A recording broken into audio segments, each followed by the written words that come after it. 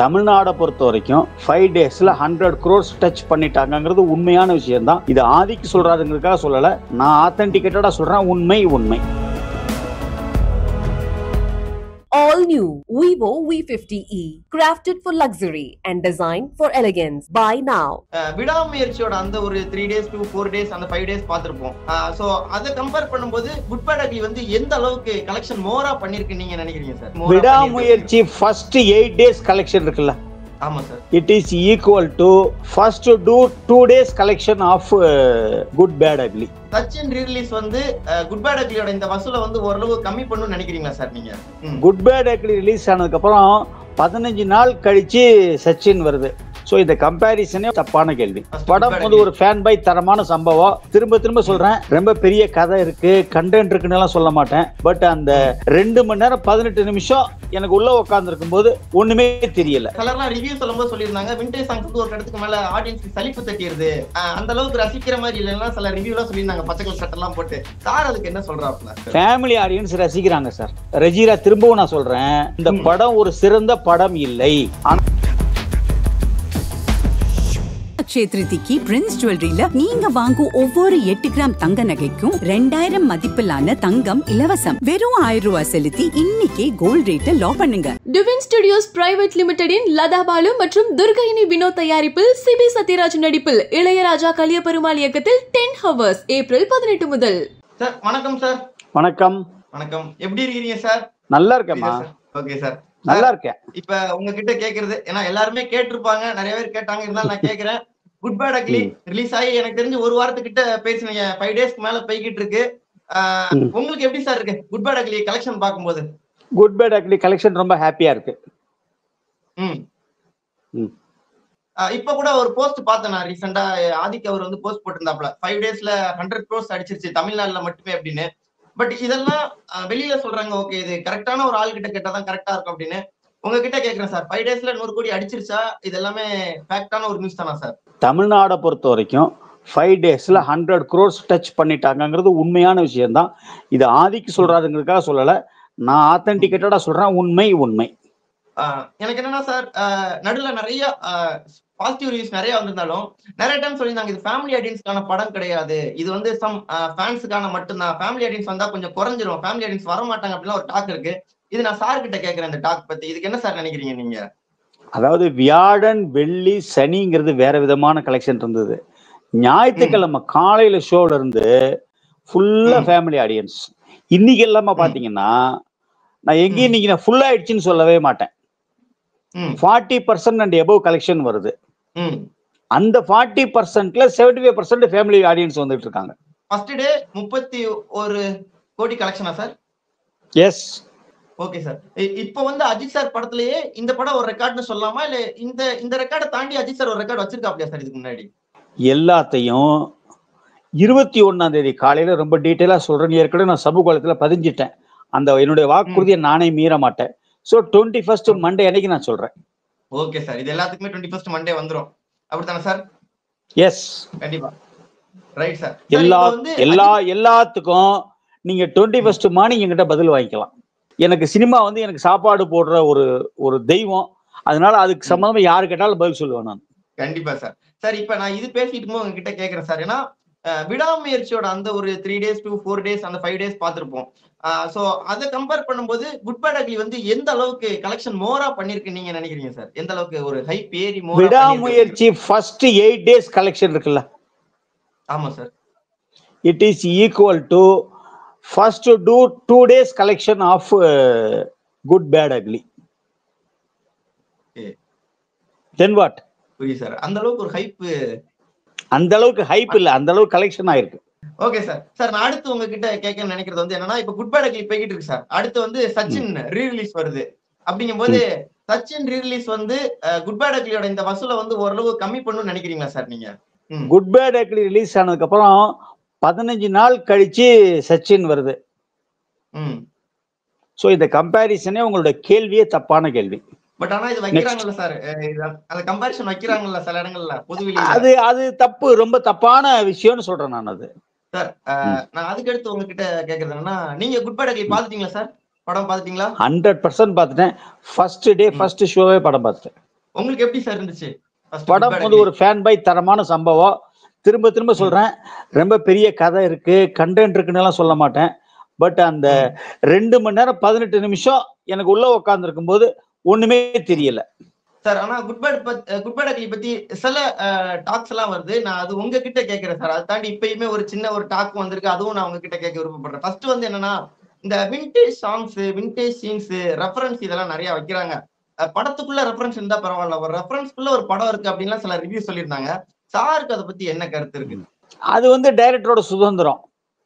இன்னி கூட பாத்தீங்கன்னா, என்னோட சாங்கை நீங்க ஏன் பயன்படுத்தி இருக்கீங்க, அதுக்கு நீங்க மன்னிப்பு கேட்கணும், இம்மிடியேட்டா சாங்கை ரிமூவ் பண்ணணும், 5 crores நஷ்டீடு வேணும்னு சொல்லிட்டு இளையராஜா சார் நீங்க ஒரு லாயர் நோட்டீஸ், லீகல் நோட்டீஸ் அனுப்பி இருக்கிறாரு. So it is all in the game. ஒன்னும் பிரச்சனை இல்ல. That production house will take over the matter and they will solve it. Okay sir. Sir இப்ப இந்த விண்டேஜ் சாங்ஸ் எல்லாம் வைக்கிறாங்கல்ல சார், அதுதான் அது வந்து ஒண்ணு இந்த காப்பிரைட் இஷ்யூ இந்த மாதிரி வருது. இப்ப நான் அதுதான் உங்ககிட்ட கேட்கலாம்னு நினைச்சேன், அதுக்கும் சேர்த்து நீங்க பதில் சொல்லிட்டீங்க. பட் ஆனா அந்த விண்டேஜ் சாங்ஸ் எல்லாம் வைக்கிறதுனால மேபி சிலர்லாம் ரிவ்யூ சொல்லும்போது சொல்லியிருந்தாங்க, விண்டேஜ் சாங்ஸ் வந்து ஒரு இடத்துக்கு மேல ஆடியன்ஸ்க்கு சலிப்பு தட்டிடுது, அந்த அளவுக்கு ரசிக்கிற மாதிரி இல்லைன்னா சில ரிவ்யூ எல்லாம் சொல்லியிருந்தாங்க, பச்சைக்கல் சட்டெல்லாம் போட்டு. சார் அதுக்கு என்ன சொல்றாப்ல? இல்ல, அந்த சாங்ஸ் தான் இந்த படத்துக்கே பெரிய பிளஸ். அந்த விண்டேஜ் அந்த போர்ஷன் வந்து இந்த படத்துக்கு மிகப்பெரிய பிளஸ் பாயிண்ட். உள்ளுக்குள்ள ரசிகர்கள்லாம் அப்படியே ஒரு மாதிரி என்ன சொல்றது, ஒரு மாதிரி தே ஆர் வெரி ஹாப்பி, கொண்டாடுறாங்க சார். நான் தியேட்டர்ல ஜனங்களோட நேரடியா பாக்குறேன் சார். நான் ஃபேமிலி ஆடியன்ஸ் ரசிக்கிறாங்க சார்.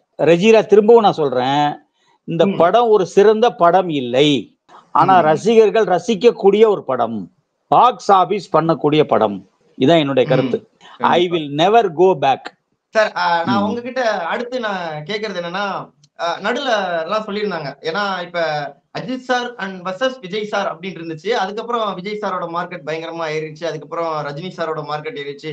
அஜித் சார் வந்து அந்த ரேஸ்ல காம்படிஷன்ல இல்ல அப்படிங்கிற மாதிரி எல்லாம் ஒரு டாக் இருந்துச்சு. பட் இந்த குட் பேட் அக்லி வந்து அதுக்கு பதில் சொல்ற மாதிரி இருக்கா சார் அந்த கலெக்ஷன் எல்லாம் பார்க்கும்போது? ஏற்கனவே நான் பல வருஷத்துக்கு முன்னாடியே பதிஞ்சிருக்கேன். பேட்ட படம் வந்து விசுவாசம் படம் வந்து பேட்ட படத்தோட கலெக்ஷன் கூட நான் சொல்லியிருக்கேன். இது நான் இன்னைக்கு சொல்லல, பல வருஷத்துக்கு முன்னாடியே சொல்லியிருக்கேன். என்கிட்ட இன்னைக்கும் ஃபேக்ட்ஸ் அண்ட் ஃபிகர்ஸ் இருக்கு. ஸோ ஒரு படத்துக்கும் ஒரு அந்த கலெக்ஷன், அந்த இவர் ஃபர்ஸ்ட் அவர் செகண்ட் இதெல்லாம் மாறிக்கிட்டே இருக்கும். அதை வச்சு நம்ம எதுவுமே ஜட்ஜ் பண்ண முடியாது தம்பி. புரியுது சார், புரியுது சார்.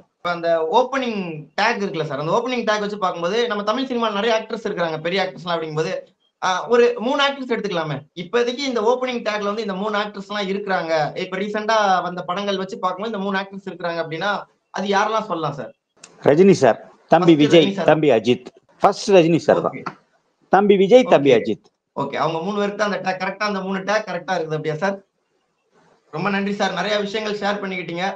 கடைசியா ஒண்ணு அந்த காப்பிரைட் இஷ்யூ மட்டும், ஏன்னா அடிக்கடி நிறைய படங்களுக்கு வருது. இப்ப கூலிக்கு வந்துருந்துச்சு கடைசியா, அதுக்கப்புறம் வந்து குட் பேட் அக்லிக்கு இந்த இப்பதான் ஈவினிங் தான் வந்திருக்கு அந்த நியூஸ். அப்படிங்கும்போது அதை பத்தி மட்டும் நான் கடைசியா அவங்க கிட்ட கேட்டுக்கிறேன். அதை பத்தி உங்க தாட், பொதுவா உங்க தாட் என்னன்னா, நீங்க இண்டஸ்ட்ரியில இவ்வளவு நாள் இருந்ததுனால நான் கேட்கிறேன் உங்ககிட்ட, இந்த விஷயத்தை பத்தி, இந்த காப்பிரைட் இஷ்யூ பத்தி உங்க தாட் என்ன சார்? சார், இண்டஸ்ட்ரியில இருந்ததுனாலையும் இருந்துகிட்டு இருக்கிறதுனாலையும் இருக்க போறதுனாலையும் நான் சொல்றேன், ஒரு படத்திற்கு தயாரிப்பாளர் தான் முதலாளி. அந்த படத்துல வேலை செய்யற நடிகர்கள்ல இருந்து, டைரக்டர்ல இருந்து, மியூசிக் டைரக்டர்ல இருந்து, லிரிக் எழுதுறவர்கிட்ட வரைக்கும் எல்லாருக்கும் சம்பளம் கொடுக்கிறவர் அவர் தான். ஸோ என்னை பொறுத்த வரைக்கும் எல்லா விதமான உரிமையும் தயாரிப்பாளருக்கு தான் சேரும். ஆனால் பட் மன்மோகன் சிங் சார் கவர்மெண்ட் இருக்கும் பொழுது அங்க டெல்லியில ஜாவேத் அக்தர்னு அவர் ஒரு பாடலாசிரியர், அவர் வந்து ஏதோ சம் இன்ஃப்ளூயன்ஸ் பண்ணி அந்த காப்பிரைட் ஆக்ட்ல சில கரெக்ஷன்ஸ் எல்லாம் வாங்கியிருக்காரு. அந்த கரெக்ஷன் படி தான் மியூசிக் டைரக்டருக்கு, அந்த லிரிசிஸ்டுக்கெல்லாம் இந்த ரைட்ஸ் எல்லாம் வருது. அதுல இன்னும் நிறைய தீர்க்க வேண்டிய பிரச்சனைகள் இருக்கு. அது சம்பந்தமா நம்ம தயாரிப்பாளர் சங்கம், எல்லா தயாரிப்பாளர் சங்கமும் சேர்ந்து, எல்லா மாநிலத்தில் உள்ளவங்களும் சேர்ந்து, ஆக்சுவலா பிலிம் ஃபெடரேஷன் ஆஃப் இந்தியான்னு ஒண்ணு இருக்கு. அந்த பிலிம் ஃபெடரேஷன் ஆஃப் இந்தியாவுக்கு மிஸ்டர் ரவி கொட்டாரக்காரான்னு ஒரு பிரசிடென்ட் இப்ப இருக்கார். அது சம்பந்தமா சில பேச்சுவார்த்தைகள் போயிட்டு இருக்கு. என்னுடைய கருத்து, எங்க அப்பா என்னைய வந்து அட்வொகேட்டுக்கு, லாயருக்கு படிக்க வச்சிருக்காரு. I am law graduate also. இதுல என்னுடைய கருத்து, இந்த சட்டம் என்ன வேணா சொல்லட்டும், ஆனா ஒரு படத்தினுடைய தயாரிப்பாளர் தான் அதனுடைய முதலாளி. He is the sole proprietor. அவர் தான் எல்லாருக்கும் காசு கொடுக்குறாரு. அதனால இது இளையராஜா சாருக்காக தனிப்பட்ட முறையில் சொல்லலை, எல்லா மியூசிக் டைரக்டருக்கும் எல்லா பாடலாசிரியருக்கும் என்னுடைய கருத்து. அவங்க பாட்டு போடுறாங்க, பாட்டு எழுதுறாங்க, எல்லாம் ஓகே, நான் ஒத்துக்கிறேன். பட் ஆனா அவங்களுடைய சம்பளத்தை தயாரிப்பாளர் கொடுத்துட்றாங்க. அதனால அந்த தயாரிப்பாளருக்கு தான் அந்த உரிமை சேரணுங்கிறது என்னுடைய கருத்து. ரொம்ப அருமையா சொன்னீங்க சார். சார் அதே மாதிரி இந்த ஒரு விஷயம்லாம் நீங்க சொன்னதுனால நான் இதுவும் கேட்கிறேன். ஏன்னா ஒரு மூவி ரிலீஸ் ஆகுது, தியேட்டர்ல வருது, பயங்கரமா கொண்டாடப்படுது. அந்த விஷயம்லாம் இருக்கும்போது டக்குன்னு கட் பண்ணா பைரசில சில விஷயங்கள் ரிலீஸ் ஆகிறதா இருக்கட்டும், அதுவே ஹச்டியா ரிலீஸ் ஆகிறதா இருக்கட்டும். பட் இந்த விஷயம் தொடர்ந்து நடக்கும்போது பெரிய ஸ்டாருக்கு இது அதிகமா நடக்குது. பெரிய ஸ்டாருக்கு ஆப்போசிட்ல உள்ளவங்க அது நிறைய ஷேர் பண்றது, இதெல்லாம் ரொம்ப நடக்குது. அந்த ஹேட்ரேட் பரப்புற மாதிரி எல்லாம் நிறைய நடக்குது. அது குட் பேட் அக்லிக்கும் நடந்திருக்கு அப்படிங்கிறது நீங்களும் பார்த்திருக்கீங்க சார். அசல் லாயரா இந்த ஃபீல்டுல இருக்கிற ஒரு ஆளா இருந்துகிட்டு இருக்க போற ஒரு ஆளாவும் உங்க கருத்து என்ன சார் அதை பத்தி? அது கண்டிப்பாக தடுக்கப்பட வேண்டும்.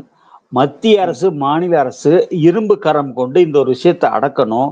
புரட்சி தலைவி அம்மா ஜெயலலிதா சிஎம்ஆ இருக்கும் பொழுது இந்த மாதிரி பண்றவங்கள குண்டா ஆக்ட்ல போடுறதுக்கு ஒரு ஆக்டே அவங்க போட்டாங்க. பட் அதுக்கு திரும்பவும் அந்த சுப்ரீம் கோர்ட்ல போய் அது கொஞ்சம் சில மாறுதல்களுக்கு ஆயிடுச்சு. இப்போவும் நான் சொல்றேன், தயாரிப்பாளர் சங்கங்கள் எல்லாம் இணைந்து பிலிம் ஃபெடரேஷனோட சேர்ந்து இதை மத்திய அரசு கவனத்துக்கு கொண்டு போய் இதை கண்டிப்பா தடை பண்ணணும். அது இந்த படம் வியாழக்கிழமை ரிலீஸ் மத்தியானம் 3 மணிக்கே எனக்கு ஒரு ஃப்ரெண்டு ஜெர்மனில இருந்து ஃபோன் பண்றாரு, கிளியர் ஹெச்டி பிரிண்ட் வந்துருச்சு சார்னு சொல்லிட்டு. இதை தடுக்கிறதுக்கு கண்டிப்பா மத்திய அரசாங்கம் நடவடிக்கை எடுக்கணும்னு சொல்லிட்டு இந்தியா கிளிட்ஸ் சார்பா என்னுடைய ஒரு பணிவான வேண்டுகோளை இந்த கவர்மெண்ட்டுக்கு நான் வச்சுக்கிறேன். இந்த மத்திய அரசாங்கம் கண்டிப்பா இதை பண்ணணும். ஏன்னா ஒரு ப்ரொடியூசருங்கிறவர் வட்டிக்கு கடன் வாங்கி பல 100 கோடிகள் இன்வெஸ்ட்மெண்ட் பண்ணி தான் அந்த படம் எடுத்துட்டு இருக்கிறாரு. அதுல பல ஆயிரக்கணக்கான டெக்னீஷியன்ஸ் ஒர்க் பண்றாங்க. நடிகரை மாத்திரம் தான் உங்களுக்கு தெரியுது. அதுல வேலை பார்க்குற லைட் பாயுடைய உழைப்புல இருந்து கேமரா அசிஸ்டன்ட் வரைக்கும் அதுல ஒரு மிகப்பெரிய ஒரு பல ஆயிரக்கணக்கான பேர்களுடைய உழைப்பு இருக்குதுல. அந்த உழைப்பு காப்பாற்றப்படணும். அதுக்கு மத்திய அரசு வித் இட்ஸ் அயன் ஹேண்ட்னு சொல்லுவாங்க, இரும்பு கரம் கொண்டு இதை அடக்கி இந்த வீடியோ பைரசி இல்லாம பண்ணணும். இது யாரோ ஒரு குறிப்பிட்ட நபர் ஹேட்டர்ஸ் எல்லாம் பரப்புறாங்கன்றதெல்லாம் நம்ம எடுத்துக்க முடியாது. இதுக்கு வேற வெளிநாட்டுகள்ல ஒரு சில அதுக்குன்னு ஒரு பெரிய ஒரு சக்திகள் இயங்கிக்கிட்டு தான் சொல்றாங்க. அதை ரொம்ப பெரிய லெவல்ல இருக்கிற ப்ரொடியூசர்ஸ் அதை கண்டிப்பா அதை கண்ட்ரோல் பண்றதுக்கு தே ஷுட் ஒர்க் ஹார்ட். உண்மைக்கு சார் ரொம்ப அருமையா சொன்னீங்க. சொல்லணும்னா நிறைய விஷயங்கள் நிறைய டீட்டெயிலா பேசியிருந்தீங்க. அது எல்லா விஷயமா இருக்கட்டும், சினிமா சார்ந்த விஷயங்களா இருக்கட்டும், ரொம்ப அழகாவும் பேசியிருந்தீங்க, நேர்த்தியாவும் பேசியிருந்தீங்க. கண்டிப்பா 21ஆம் தேதி நம்ம மறுபடியும் மீட் பண்ணுவோம் சார், எல்லாத்தையும் நம்பர்ஸா பேசுறதுக்காக. நான் அதுக்கு தான் நானும் வெயிட் பண்ணிட்டு இருக்கிறேன். நானு மற்றபடி இந்த பிஸியான நேரத்திலே எங்களுக்காக இந்த இன்டர்வியூ அழகா கொடுத்ததுக்கு நன்றி sir. Thank you so much for the interview sir. நன்றி ரஜிரா. நன்றி sir. All new Vivo V50e, crafted for luxury and designed for elegance. Buy now. அக்ஷயத்ரிதிக்கு பிரின்ஸ் ஜுவல்லரியில நீங்க வாங்கும் ஒவ்வொரு 8 கிராம் தங்க நகைக்கும் 2000 மதிப்பிலான தங்கம் இலவசம். வெறும் 1000 ரூபாய் செலுத்தி இன்னைக்கே கோல்ட் ரேட்டை லாக் பண்ணுங்க. Twin studios private லிமிடெடின் Latha Balu மற்றும் துர்கையினி வினோத் தயாரிப்பில் சிபி சத்யராஜ் நடிப்பில் இளையராஜா கலியபெருமாள் இயக்கத்தில் 10 Hours ஏப்ரல் 18 முதல்.